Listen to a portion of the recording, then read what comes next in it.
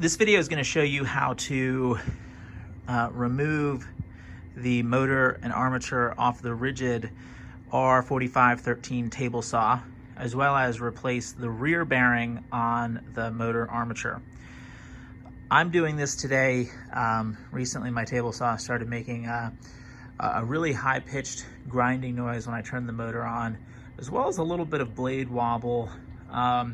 There's a resistance when I hand turn the blade that feels like it's getting stuck on something. So my first thought is to replace the bearings. Before you get started, make sure that your power is disconnected. Anytime you're working on a power tool, you want to make sure that the power is disconnected. For this, you're going to need a Phillips head screwdriver. A flathead screwdriver is useful. Rubber mallet, a selection of sockets, a 3/4 inch thin wrench, and a vise is really handy, or a clamp, as well as a stable work surface. The first thing I'm going to do is remove the grounding screw here, and then around here there are 4 screws that'll come off. They're about 1.5 inches long, so they take, and they're fine thread, so they take quite a bit of work to get them out. All right, so these are the screws that come out. Phillips head. Phillips head? Phillips head. Why? That's what they're called. All right, next is once you have the grounding screw, and you're still holding it. What? Your fingers are blocking it now. All right. You don't want to hold it? All right. So once you have the screws off, this is still held in by the worm gear that connects it to the arbor. You just gently pull down and it'll pop off. All right, and this is what it's going to look like. You'll notice that the wire continues to be attached. I'm going to leave that intact because I'm not going to take the motor casing off. I'm not going to take the motor casing out, rather.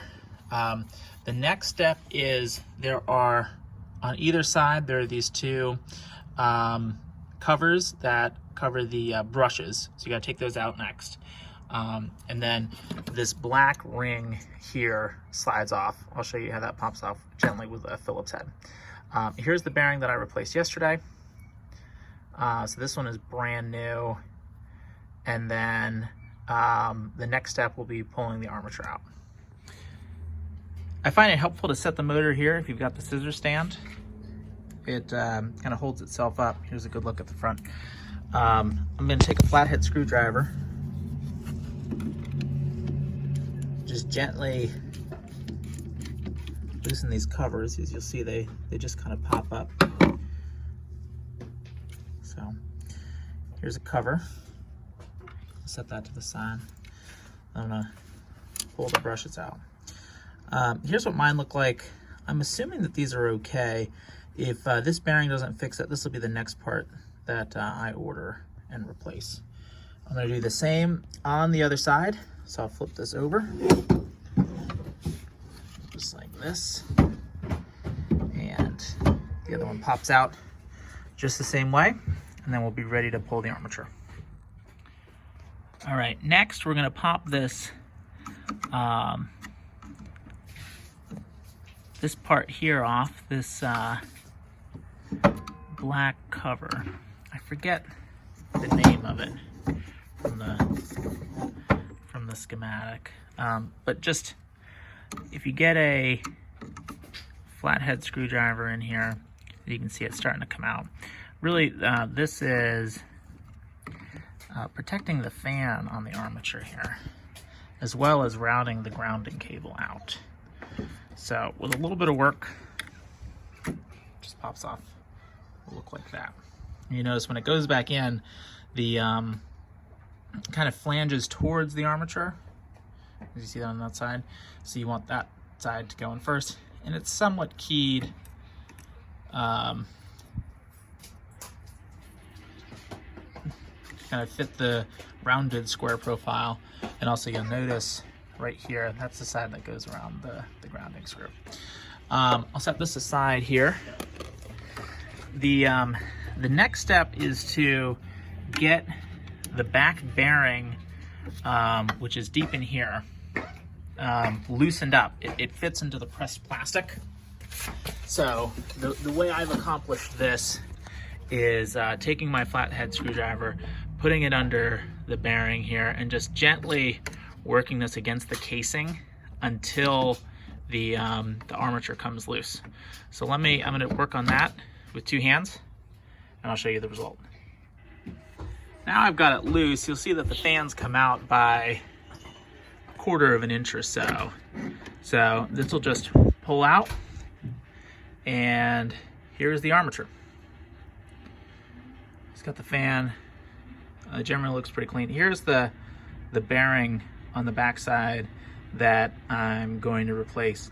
What I'm going to do is get a fairly thin wrench that's going to fit in there. I'm going to set it up in my vise over my workbench, and I'm going to tap on the back here. I don't have a bearing puller, so I'm going to tap on the back here and loosen up this bearing, and then I'll use a socket to press on the new one. As you can see, down in the casing is, let me get a light. You'll see there's where the bearing presses in. You see those brass rectangles are where the brushes come in. And I looked in here yesterday. Overall looks pretty clean. Obviously it's dusty, but I'm not seeing any items that are like rubbing against the motor. So here's my setup. What I've got is the armature right here set into this. This is a thin 3/4 inch wrench that I use for adjusting my table saw, swapping the blades and such. What I'm going to do is I'm going to use this hex head. I'm going to try this and hit on the actual shaft right here of the armature, and this will break loose the bearing from the shaft. I've evolved my setup from yesterday. Yesterday I did the same thing, but I hung it vertically here. I put a piece of foam here in case I dropped it. This way, I'm hoping that as I knock it loose, this isn't going to fall off my bench. So this is an alternative means for doing so if you don't have a bearing puller. All right, I was able to successfully get this off. What I ended up using to do it was starting with my 1-pound rubber mallet. Then I got it started using this square bit driver, mostly this length, 1, to protect my hands, but then 2, it enabled me to get into that little divot there, which I've now squared out. Once I got it started, I moved on to a 6 millimeter rather, socket on a 6-inch extension. What this enabled me to do was get in between the bearing, here it is, and press, hammer the armature out. I used my vise, a 3/4 inch thin. This is about 1/8 of an inch.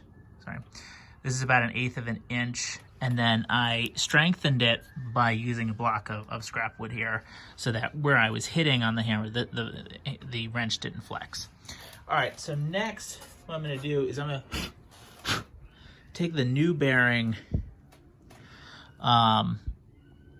So here's the old and the new. It's a direct replacement. Just like that, it's reassembled. The way I figured out to do this was starting with the armature upside down on my workbench, a block of wood. I got this started using just a standard 3/8 inch socket set on the inner race. And once it was started, I turned it over and again used my 6-inch extension with the 6 millimeter right here on the shaft, and I hammered this in on a block piece of wood. That way it went on straight, and I was able to get a good grip on it I initially tried to put it in the vise, but then I ended up starting to compress some of the fan blades. So, all right, now I'm gonna go back through, I'm gonna reassemble this. All I'm gonna have to do here is slide this back into the casing. And what you'll see here is it'll initially sit right where that bearing has to get kind of tapped in there. I'll get my 1 pound soft mallet and I'll just lightly tap this in. All right, so I have reinstalled the brushes. I'm gonna get this reassembled. Next up is the baffle here. We'll get this lined up. You know, it's possible that as I was using this, I overheated that plastic casing, and that, just pressing this in, and that actually is, I'm gonna put the 4 screws back in, which are here, and then this, the wire faces you if you've got this way, and then it locks in pretty well, especially if you haven't moved the blade. All right, I'm gonna need my second hand here for a second.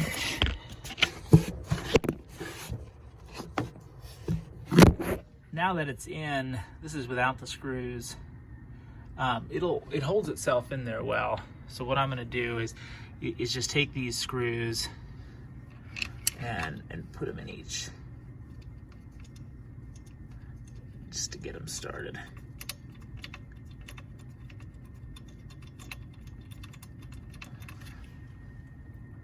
In case it does get misaligned or falls out. Actually, I feel it falling out already.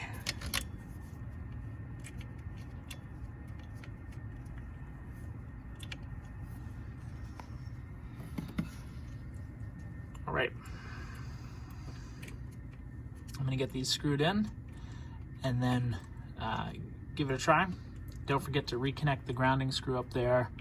And I hope you found this video helpful in changing your Ridgid R4513 table saw motor and armature.